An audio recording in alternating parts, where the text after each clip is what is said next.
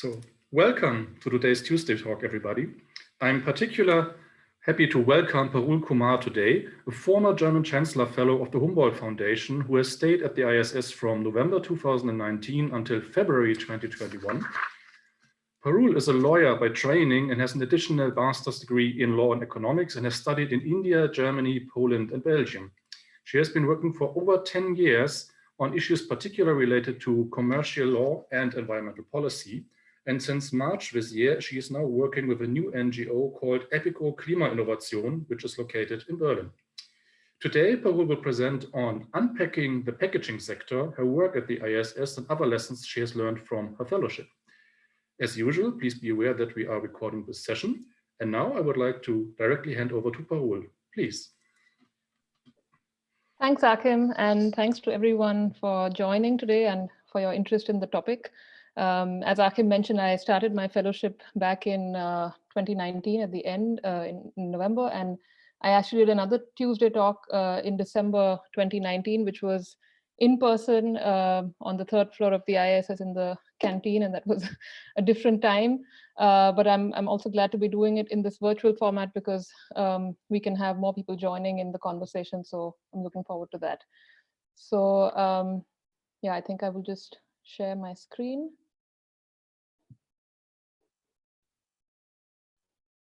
Can you see it? Yes. Great. So yeah, just a short introduction to myself. As Achim mentioned, I was a German Chancellor Fellow of the Alexander von Humboldt Foundation at the IASS, and this is a fellowship for 10 people each from 10 mid-career professionals from Brazil, Russia, China, USA, and India. And yeah, so I was at the IASS in this framework.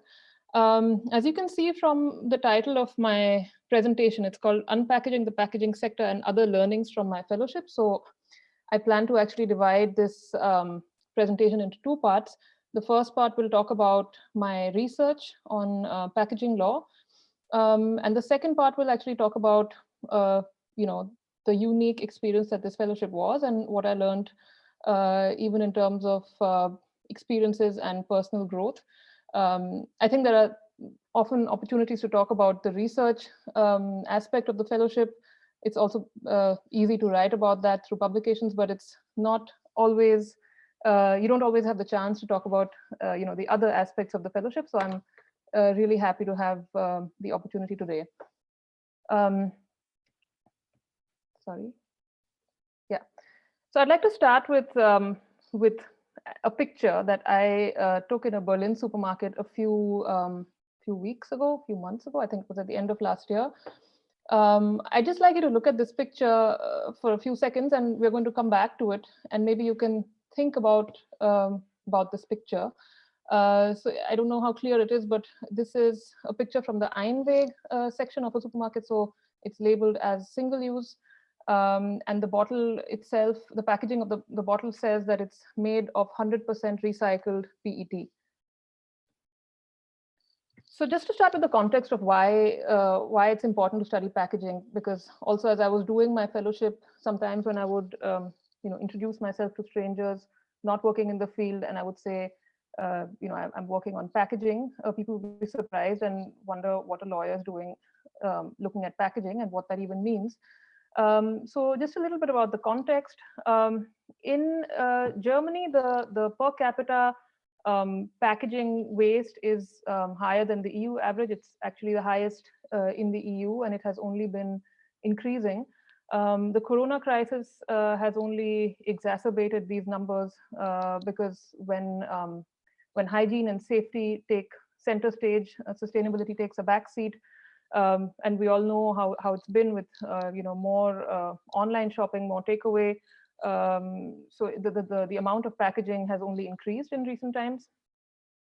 Why this is problematic from an environmental perspective is that there's a huge amount of plastic generated by the packaging sector.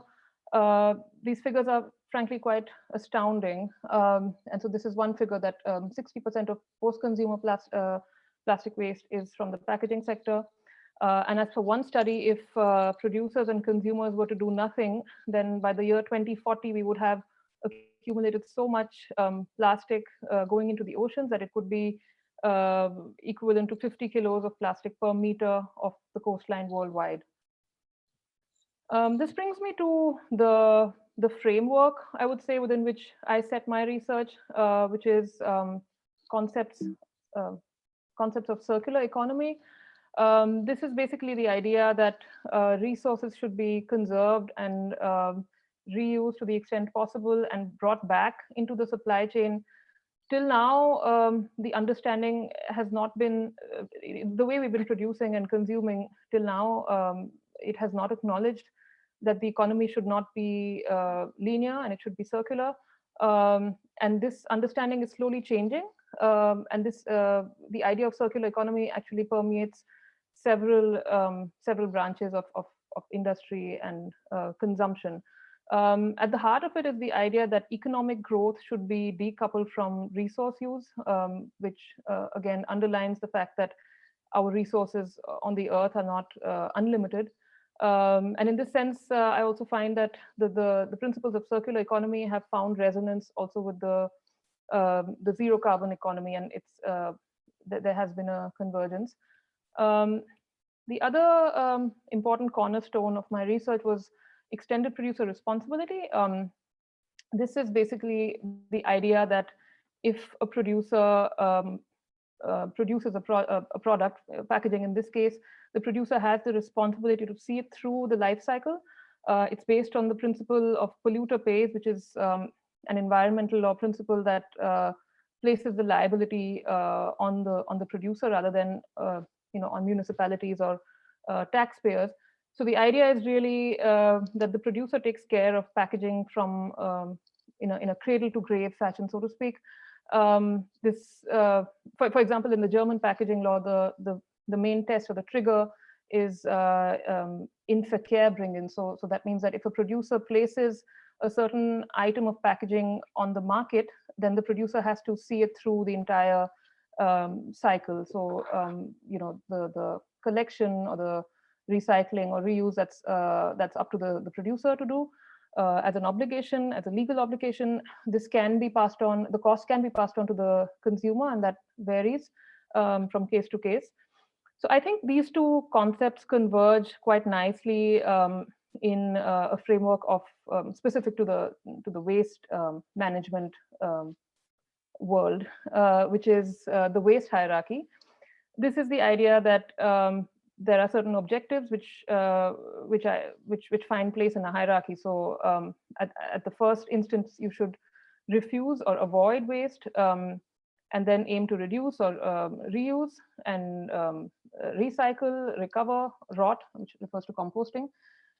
This actually finds place in legislation, and I'll come to that soon. So just talking about packaging regulation, or how packaging as a topic of legislation has evolved and gained importance in both the European Union as well as Germany, as well as worldwide, of course. So just quickly speaking about the EU regulations, we see that a number of directives in the EU were amended to bring it in line with circular economy principles as recently as 2018. 2019 saw the Single-Use Plastic Directive, and just in the last couple of years, we've seen the European Green Deal and the Circular Economy Action Plan, which really emphasize on the value of these principles in the field of packaging. There's also a packaging levy that was brought into force at the beginning of this year. That we're going to see the Fit for 55 package later this year, which also builds on circularity. So there's been a lot happening in the past couple of years, especially, and I find that made my fellowship experience all the more interesting, because there was so much happening that it was not a static field at all. In Germany, the Kreislaufwirtschaftsgesetz is the Circular Economy Act that was brought in place already in 2012. It was amended recently to implement the Single-Use Plastic Directive, and the Packaging Act, which is the one that I've engaged intensively with, is also relatively new. It came into force in 2019. And it was also recently amended. The draft was finalized, and the amendment still has to be passed for once again bringing it in line with the EU Single-Use Plastic Directive. Now, just to come to Germany's packaging law, as I mentioned, the Verpackungsgesetz, which came into force in 2019, it replaced an earlier ordinance, the Verpackungsverordnung. And these are some of the changes that it brought in place. So it improved the registration and data reporting obligations of producers to counter the free riding that had become commonplace under the predecessor legislation. It established something called a Zentrale Stelle, which is a central authority that consolidates all this data. And it improves the efficiency and efficacy of recycling. So, for example, through higher targets, more ambitious targets of recycling, and through something called the eco-fee modulation of fees, which means that when every producer has to pay a licensing fees to the recycling system, and this fee depends on how recyclable their packaging is. As I mentioned, this was amended, or is being amended. The draft was finalized in 2021, which introduces even stronger EPR in the field of single-use plastic bottles. So just in terms of the collection targets and the minimum recycled content, this is also in line with the EU framework, and it introduces the obligation to provide reusable packaging for food in the to-go containers and cups. This is actually an aspect in which the German law will now go beyond the immediate EU legislation. So I'm going to talk about 3 recommendations which I see as important for further strengthening the Verpackungsgesetz, the Packaging Act, and to make the EPR system stronger. And here I will build on the findings in one of my publications for the IASS, which was a policy brief on the Verpackungsgesetz, which I published in the summer last year. So the first recommendation is actually on increasing the focus on the first 2 aspects of the Abfallhierarchie, the waste hierarchy, which is, as I mentioned, it's statutorily coded in the German Circular Economy Act. You can see it here. It's 5 steps.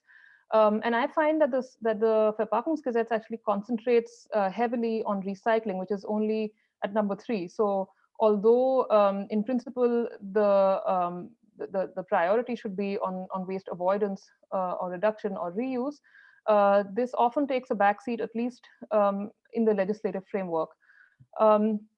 So I think there's a stronger need to have binding targets for waste reduction, the way we do for recycling.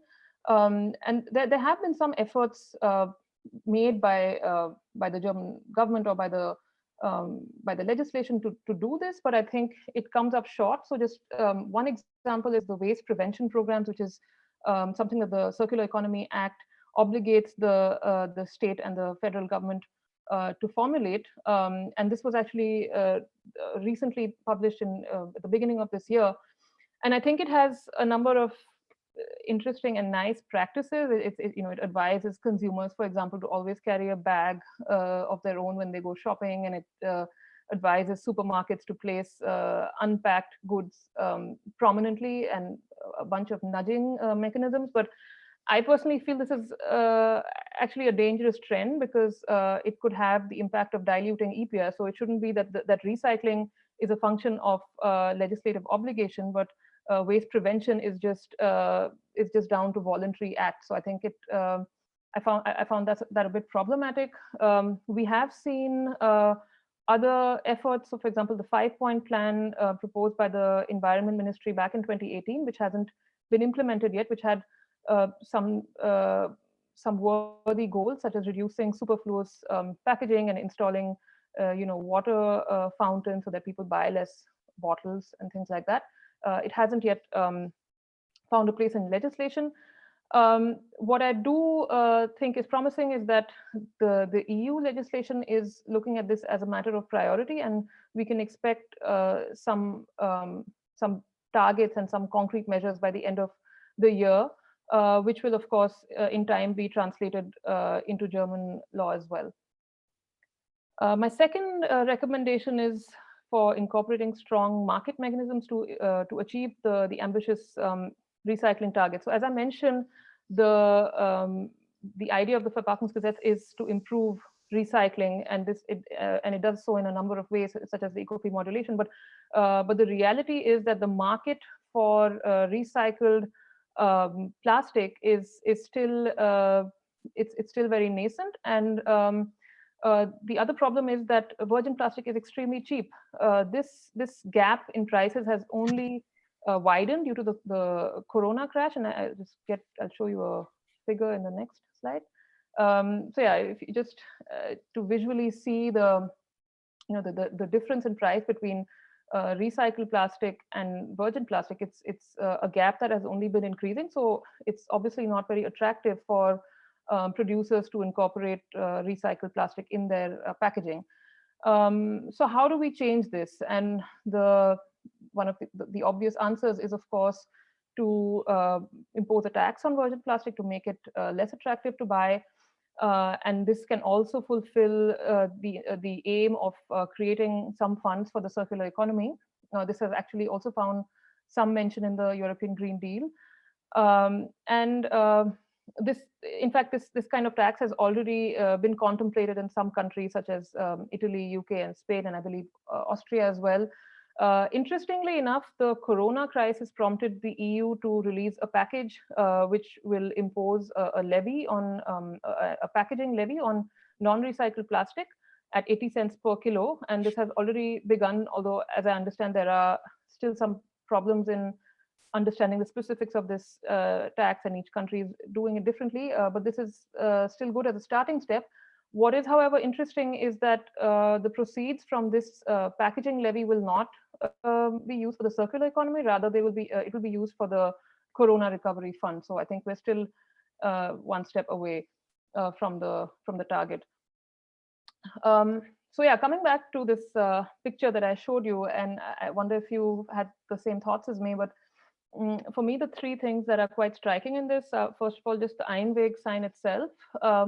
This just signals that this is single-use plastic, and the reason I find it interesting is that this is an obligation that was brought in place as recently as 2019 through the Verpackungsgesetz. So there's a Hinweispflicht, or an obligation to provide the consumer with the information that what they're buying is actually single-use plastic. The second thing is that this bottle is made of 100% recycled plastic, or so it claims to be, but it is still single-use plastic. So I find that this is not the best solution, or there is a contradiction where basically you are producing plastic or expending resources to enter a production process with recycled plastic, but ultimately that's it. The life of the bottle ends once someone finishes drinking from it. And the third thing, which adds another layer of complexity, pun unintended, is that there is another layer of packaging around it. So this again goes to the point of how we should think about reducing superfluous packaging. So there is in fact a goal in the Verpackungsgesetz to increase the proportion of Mehrweg, or the reusable drinks packaging, to 70%.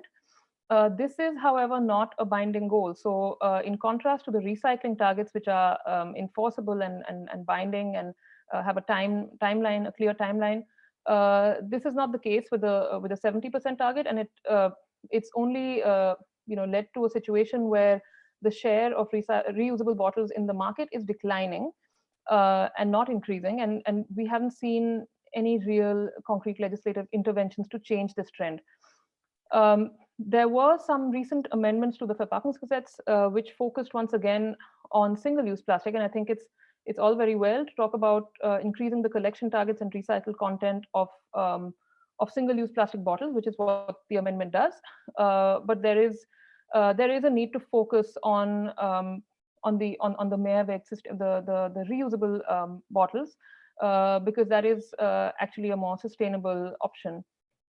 Yeah, then there's another point, which is something called a Pfandschluck, or that's the term used by NABU, which just means that so Germany has a very high collection and return rate. So even if the rate is as high as 96%, and 96% of the bottles come back and the fund or the deposit is returned, that still means that there are 4% of unreturned bottles. And as per NABU's calculation, this is a pretty substantial figure. So the law doesn't talk about what happens to this money which the companies actually get to keep. Some other countries have other ways of dealing with it. So, for example, Denmark has a fund where I think it has to go back to the government, or some countries have a circular economy fund dealing with this Pfandschluck, but this is still an open area in Germany. So now I'd like to come to the second part of my presentation, which is the fellowship experience itself. And here's a picture of the IASS on a sunny day. These are the lawns, for those of you who haven't been. And I think I've described the fellowship experience several times over the past year as feeling like something of a lone wolf, because you're working on a project that's entirely your own, and it's completely up to you what you do with it, which can lead to its own satisfaction as well as stress. But I would say that it did feel like being a lone wolf in a very nice ecosystem, because the IASS is a very warm and welcoming place, and I really loved how approachable and friendly everybody was. And I really appreciated that. I'm very grateful for all my interactions with colleagues, right from the fellows coordinators. Achim, you've always been very supportive, as well as my interactions with the Ensure team and the systemic risk team, with the directors, and with the press department. So I think it was a very special experience being a fellow at the IASS, and it's been very memorable, and I'm very grateful. So just coming to the next slide, I do have to say that the pandemic was a game changer, and so most of my fellowship took place during the pandemic period, and it ended up being in many ways different from how I guess I had envisaged it, or different from how probably other fellows have experienced their fellowships before in the pre-pandemic world.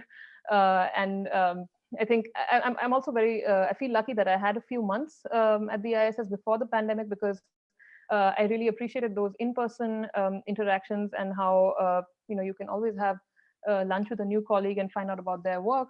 And there are also nice chances to meet and interact, such as the Tuesday pasta lunch and the meditation sessions and so on. And I miss that in the for the next portion of my fellowship, which was I think most of the fellowship.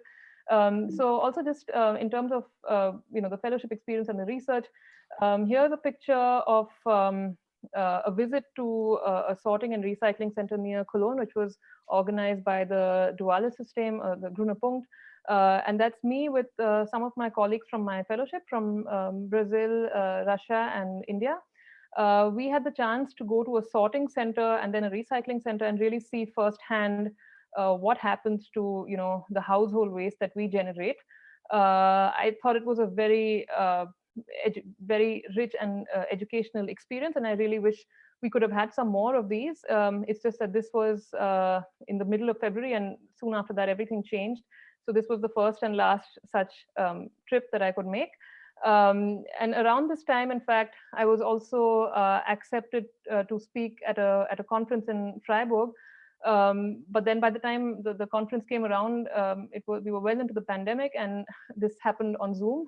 So I think it's been interesting. I feel that although many things didn't pan out as I imagined, I also feel lucky that we could do many things virtually, and we could adapt quickly. And I also did a lot of expert interviews virtually, and everyone was very open to it. So I think I'd like to look at both the positive and the negatives of this unique virtual existence that we've had over the past few months.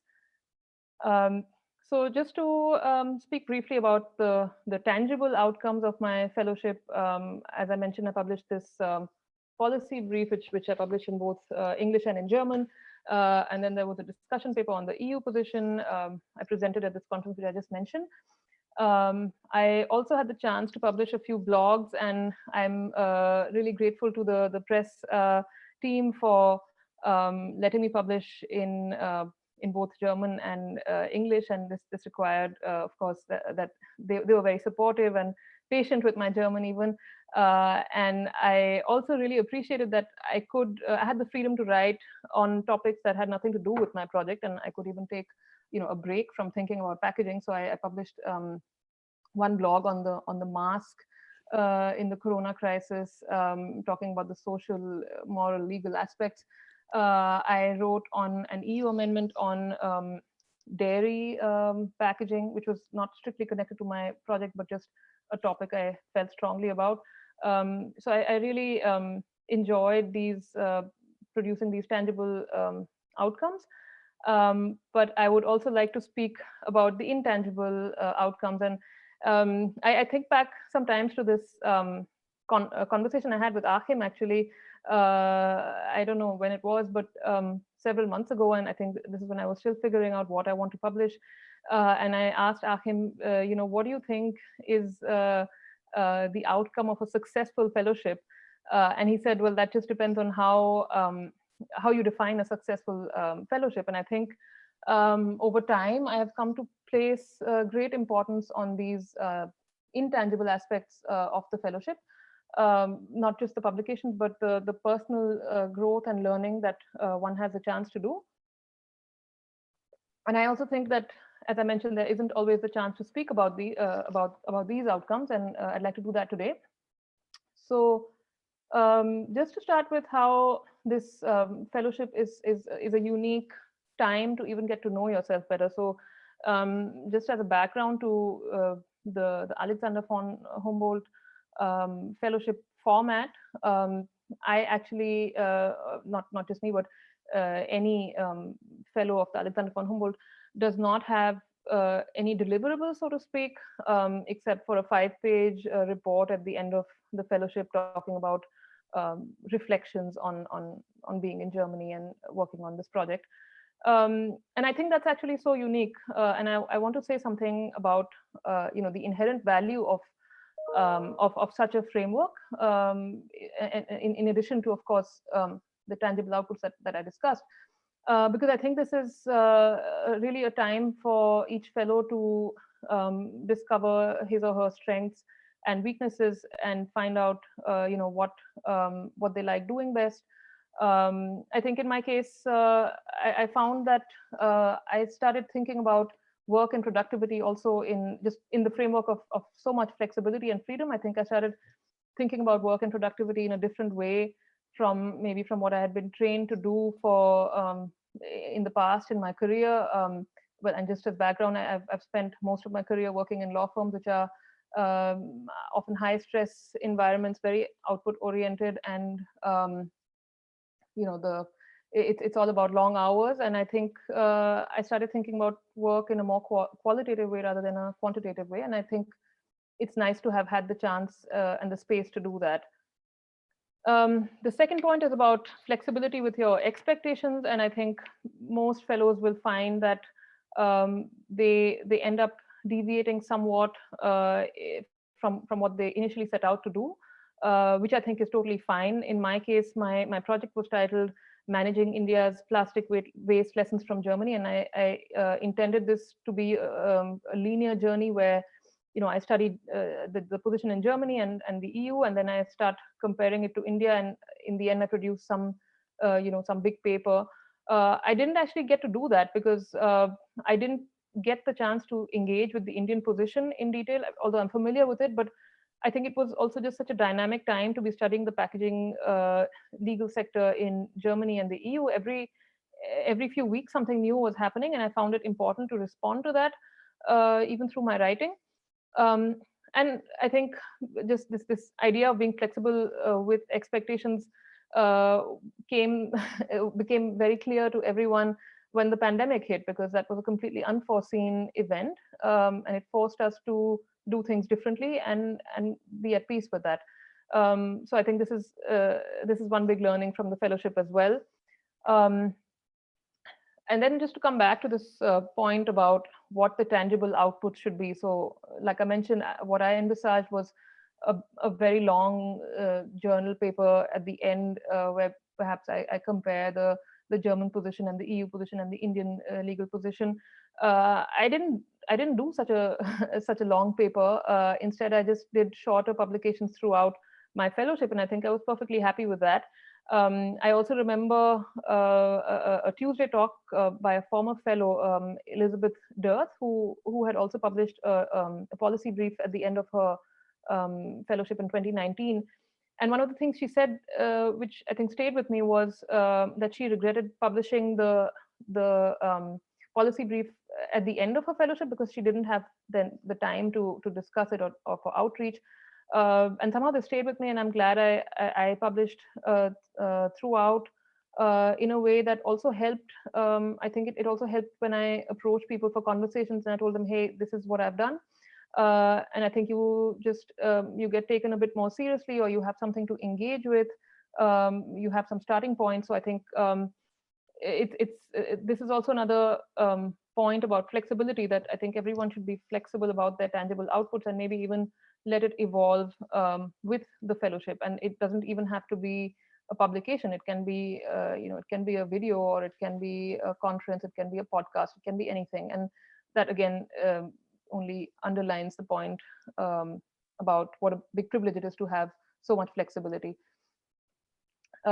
This one is maybe not an obvious one, and I will say that learning German is not something you need to to work at the IASS, because it's a completely bilingual institute, and you will never feel the need to know German. But I did feel that in my case, I was dealing with packaging law, and a very new law at that. In Germany, there was actually, when I started out, there was no information about this. I mean, there was not much information to begin with, and whatever little there was only in German. And even the experts I interviewed, they were more comfortable speaking in German, and I, of course, wanted to get the best possible output from them. So I was fine challenging myself to speak to them in German. And I was learning German throughout the fellowship, through evening classes, and then somehow applying it to my project also on the side. So I think I would really, I don't imagine it's very different for other areas of study in Germany. And I would really strongly recommend that people learn German just to add that layer of richness to their research, and just to be able to access things that they otherwise would not be able to. I also attended a number of online events around packaging and waste, and none of that would have been accessible to me if I didn't speak German, because they happen 100% in English. I think this also gives you a chance to write about areas not normally written about in English, because if you're bilingual or trilingual, you can be producing articles in your own mother tongue while having engaged with the German texts. The next point is about having as many conversations as possible, and I think this also ties in a bit with the Humboldt philosophy, and I feel I should mention this as a Humboldt fellow, because Alexander von Humboldt's own life was about, I think he focused not just on doing research by reading books, but having interactions with others around the world, and really seeing things for himself and being exploratory. I think this is really important, and I think I also feel very grateful that most people who I reached out to were very open and friendly and responsive, and agreed to have conversations with me. I think I spoke to a whole variety of people, and you never know when you might get the spark of inspiration from something someone said. And I think it's really a great chance to be open open to this. And like I said, there are no constraints on time, so you can really do whatever you like, speak to whoever you like. There are no limits.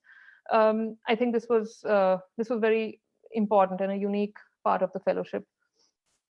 Which brings me to my last point, which I think, yeah, being open, respectful, and kind. I think it's not just a fellowship outcome. I think it's a life learning. But what I mean by this is that it's important to be open to conversations with people who don't agree with you, who have a different viewpoint.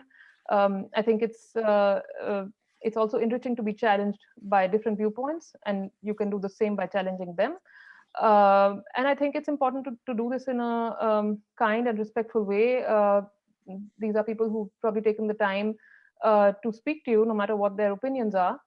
And also, it's important to be kind to yourself, because I think what this pandemic hasn't been easy for anyone, and I think sometimes it's just difficult to be productive, and it's okay to remind yourself that we're not living in a normal time, and every day is different.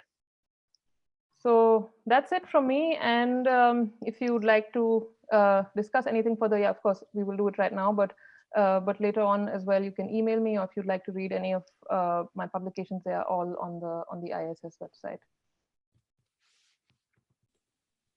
Okay, thank you very much, Parul, for the presentations. Also, 2 presentations you've actually given. And let's start right away with any comments, questions, or the like you have. If you would have one, then just raise your hand so I can see you. Perhaps, like, I already see you, Natalia. As an alternative, if I overlook you, actually, just please write in the chat question, or that you would have to add a comment so I can make a speakers list. And now we jump directly in. Natalia, please. No, I'm so a fan of Parul. From her first blogs that I had the chance to read, I wanted to send to all my neighbors, but I can't. But I think this topic should, I think this Tuesday talk should all IASS fellows, scientists, everybody should be here, because this is like the core. Now it's the only thing that you can commit and do your grain of sustainability in our lives is about how to avoid waste.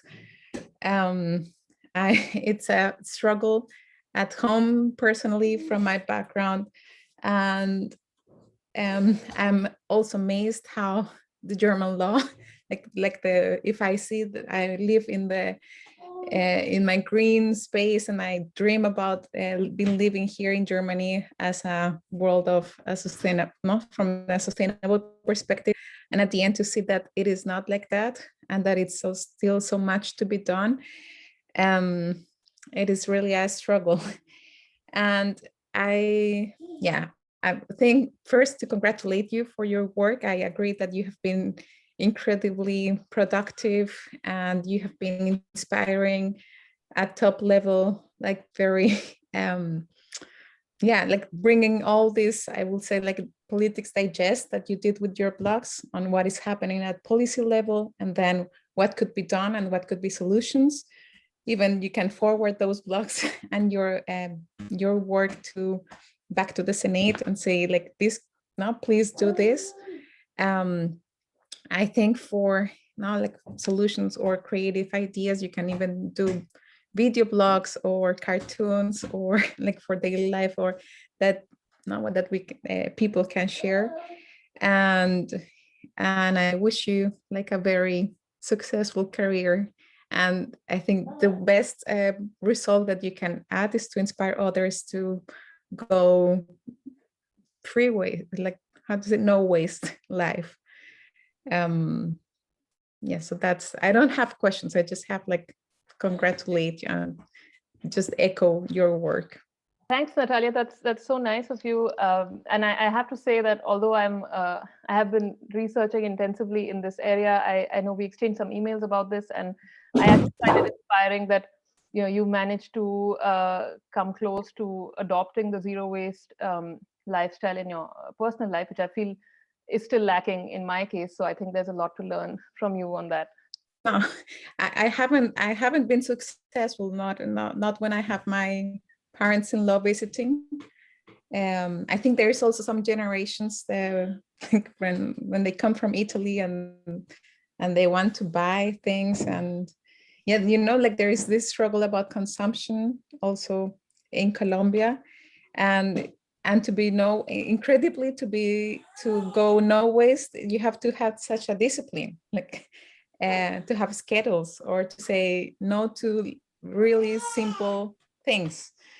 And this, I just try to bring this to my children, and to, even if it takes whatever it is, like to package or to carry all the way bags and jars and things, but then at the end it's work. But if again, no, it's such a daily thing that it gets frustrating that you do so much effort and then you go by and all meal stops are just full of trash. And even in the pandemic, it's even worse. And that there is no solution, not yet. Yeah, it's a bit sad. But yeah, I leave others then for questions or for comments on this. Okay, thanks, Natalia. Who would like to go next? James, please. Hi, everyone. And Parul, I really enjoyed your presentation, and I enjoyed not just the first part of the presentation, but also your experiences, sharing your experiences in the fellowship. So that was really interesting. So I had a question regarding the proposals for increasing the use of reusable packaging or reusable containers and such. Is the intention that people, after they buy these containers or packaging, they would take them back to the store and refill them, or would the intention, or would the uses be mostly just reusing the packaging or containers at home? And if it's the latter, you know, just reusing at home, then I wonder if many people would just not bother to reuse the containers and such, and just simply throw them away after a single use or a few uses. And that might kind of defeat the purpose of the proposals. And also kind of a similar or related thought. Are there any concerns about, or I guess, yeah, concerns about hygiene and like sanitation if people take containers to stores?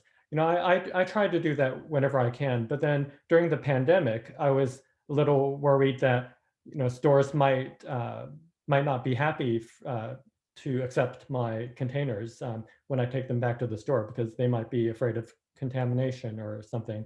So yeah, so I wonder if there are possible conflicts with hygiene. Yeah, just to talk about the first point, I mean, I also had the experience where I took my own container and was turned away. And at the beginning of the pandemic, for example, Starbucks had a new rule that I think that was in the US, that they wouldn't be accepting other people's cups. So I think this sustainability aspect of packaging really took a back seat in the pandemic for sure. And for your as for your question on reusable packaging for the for takeaway, I think that's what you meant. This is very new right now at the in the German legislative framework. Like I mentioned, it's part of a draft law which is not yet fully passed. I mean, the draft has been finalized, but it's not yet been passed. And so I think many of these details would actually still have to be worked out. But right now, so I also listened to this speech of the environment minister at the time of making this, at the time of making the first draft, and she mentioned that she was inspired by you know, some of the startups that have actually started already working in the field of reusable packaging for takeaway food. So, for example, Recup and Rebowl and Vital and so on. So these startups have already started working, and it's interesting how you know, it's, if you look at what came first, the chicken or the egg, it's almost that these companies were ahead of the curve, and now these solutions are being incorporated at the legislative framework. So I think that's what the environment minister, for example, had in mind when these new laws were proposed.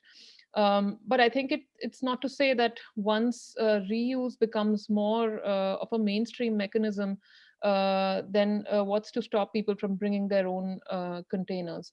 So just also to go back to these startups that have already started working in this field, I think their format is that you can return the container to any of the participating restaurants.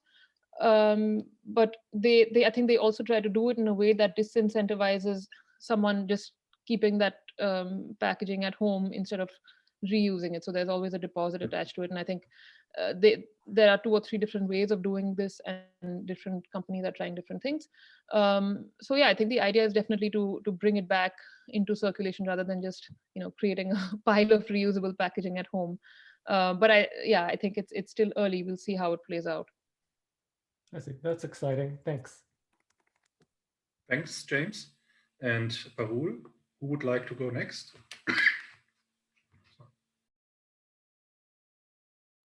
Sorry. I have a question. Sean, please go ahead. My internet connection isn't so great, so I'm going to turn off my camera for a sec. But the question I have is, because in my personal life, this is a big topic. It's packaging, reduce waste as much as possible, as we discussed a bit. But there's also a nexus between packaging and organic food that hasn't seemed to come to or connection yet, because a lot of times when we're trying to buy organic food, we see that it's packaged, whereas the non-organic version isn't packaged. And so there's this challenging decision making that happens on a weekly basis of, should we buy the stuff without packaging even though it's not organic, or should we buy the organic without packaging? And I know right now maybe there's no answer to that question, but the question I have is then, is there any trajectory in legislation to try and bring these types of initiatives together? So we're promoting more organic food as well as reducing packaging. Yeah, I think that's an interesting question. I also don't know that much about organic food in particular, but I think we ought to see some changes in the next few months or years, because like I mentioned, in the EU, at the EU level, the EU Green Deal has a number of components, and so the Circular Economy Action Plan is one of them, but so is the Farm to Fork strategy, with a view ostensibly to making food more sustainable. And so I think that sooner or later this question is going to come up and will be probably will gain prominence. The conflict, as I see it, especially in countries like Germany, is often between food safety and packaging. So the common answer often to food that is overpackaged is that it needs to be done for preserving a perishable food item. And I think this is just a larger question that would have to be dealt with. I'm no food expert, but I think, well, for example, Katharina and Yasmin will tell you that there is a roundtable of the Ensure project coming up on regional, local, and seasonal as a way to cut down on packaging. So I definitely think this is going to gain greater importance as a topic. And I think also just what I find interesting, the contrast between India and Germany is that, for example, we don't in India we don't have to buy food that is excessively wrapped in plastic. And that maybe that says something about how that food is procured, or how it's grown locally instead of being sourced from far away. I'm not saying they're the same, because there are climatic differences and so on. But certainly I think producing food that doesn't require so much packaging should be a priority. Thank you. It is really, really interesting, because it almost feels sometimes like they're divergent, but of course there's very different reasons. And I guess there's also different legislation that covers this, as you're saying, food safety. That's a very different aspect of it. And I find it interesting because those it makes it hard to make decisions. And there's also, for people, it's very confusing. You say, okay, well, buying organic is good, but I should also reduce my packaging. Which should I choose? But I mean, that's interesting to hear that it's coming together and looks like there's a more concerted direction there. Yeah, and sorry, just to add to this, so for example, Nestle, which is one of the companies that's really trying to emerge as a leader in sustainable packaging. This is one of the things that they are working on to ensure food safety at the same time and reducing packaging or making packaging more sustainable. So I mean, yeah, this is not exactly, doesn't answer your question exactly about organic food, but just to point to the trend that I think when this topic is getting attention from some of the largest companies, and it's surely going to gain prominence in the next in the near future. Thank you. I'm very surprised to hear that Nestle is on that route. But that's it. Thank you. Okay, thanks. We have a couple of minutes left, and James wanted to come in again, except if there's anybody who has not yet asked a question or so on, because James is going for the second round. But I don't see this. So James, please. Okay, thanks. Actually, I wanted to kind of respond to Sean's question. And I just wanted to point out that whether or not organic products come in packaging can depend on where you buy the organic products. And I think you're probably aware of that. But so for example, if you buy them at a large supermarket, I guess oftentimes they can come in packaging. But if you go to a smaller like bio store, or if you go out to like a farmer's market, or yeah, I forget the name in German, but like a farmer's market or outdoor market,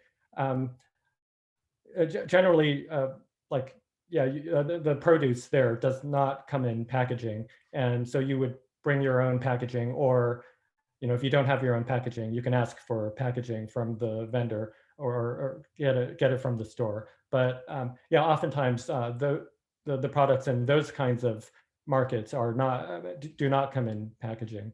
So I think that's like one option that's available. But yeah, certainly it would be nice if that sort of practice could be more widespread, even in supermarkets. Maybe if I could respond to that, since this is a little short back and forth.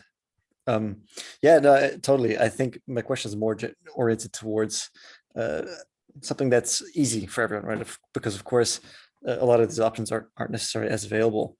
There are, for example, for fresh berries and fresh fruit, there are some nice places in Berlin, for example, where you could go pick your own berries, and that's really quite nice. But it's not as easy for everyone, and so that, and then also maybe organic food is a bit more expensive. So this is where I'm kind of heading in the direction, is to how do we make this easier for society generally.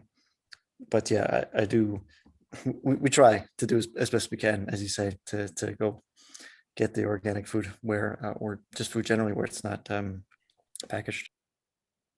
Yeah, I totally agree. I mean, these sorts of practices need to become completely widespread and mainstream.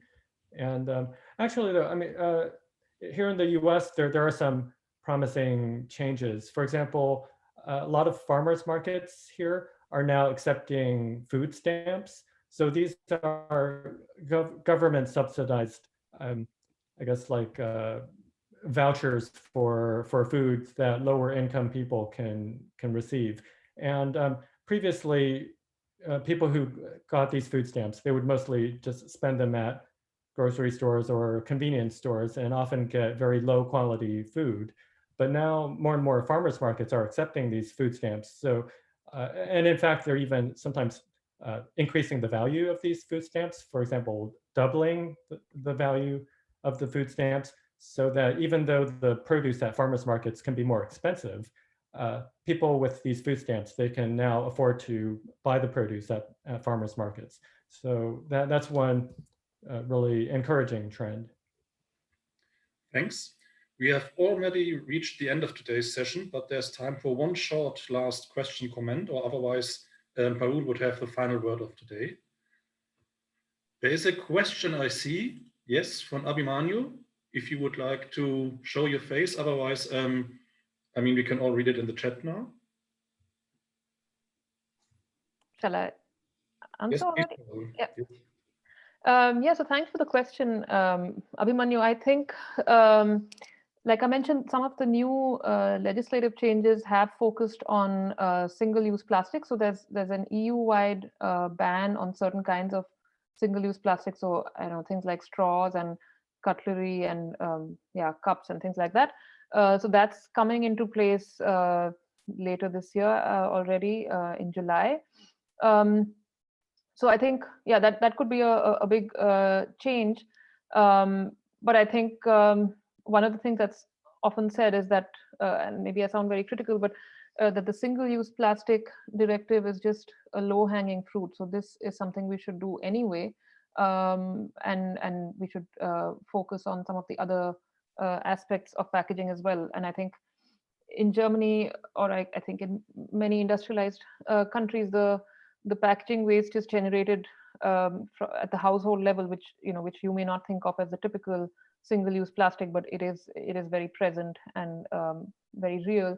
I think that's a big one. So I think that's the thing that we should be talking about reducing. And one of the slides I had in the beginning of my presentation was with these huge yellow sacks full of waste. That's all packaging waste generated by the household. And I think that's what we should, that's what the legislation should aim to cut down on, because that is actually also a kind of single-use plastic unless it's recycled, which theoretically it is supposed to be recycled. But there are also problems with that, and I think there's also not enough data on how much of this is actually being recycled. Yeah, and I think there is also the myth that by recycling you are doing good, like by separating and by putting clean plastics in the yellow ton, and then if you don't know, if people don't know what happens when it goes out of the door, then you don't care, and the neighbor will be upset that you put that bottle in the wrong ton, and not like thinking why are you having so much waste, or if it would be possible to reduce that waste. Exactly. And as I see in the supermarkets, it's not that the Einweg, as you showed the picture, the Einweg, it looks like it's a sale, not like it's a reduced price, and it's even in nice italic fonts, no, the Einweg, and not saying like this will be just in the ocean the next day, instead of doing like cigarettes. They are in the front, and now you see what will happen to your body, and it is clear that you are causing damage to yourself. And here with the plastics is like, we are reducing for you the time and labor of coming back for the Pfandflasche. Yeah, there was also, I know, sorry, we're above our time, but there was also a study done by the DUH, which is a Deutschland Umwelthilfe, this organization.